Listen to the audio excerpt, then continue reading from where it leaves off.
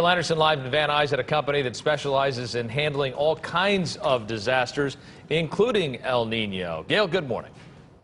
Good morning. The name says it all. SOS Survival Products. We're in Van Nuys.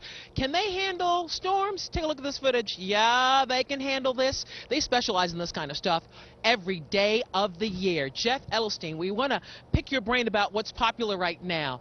We've been through a drought. Roofs are dry. So you're telling me people are wearing out buying the tarps? Yeah, all these roofs are drying out and they're all leaking. So making sure you get some tarps so you can cover them up ahead of time. Well, at least so you can get a roofer, which will probably be in June. Yes. But now take a look at this. This Superior pump, I'm thinking, I don't know what that's for. Yeah, this is one of those things that people usually don't think about, but if you have a swimming pool or you have an area that floods a lot, this will pump out 1,800 gallons per hour. Whoa, whoa, whoa, say that again? 1,800 gallons per hour.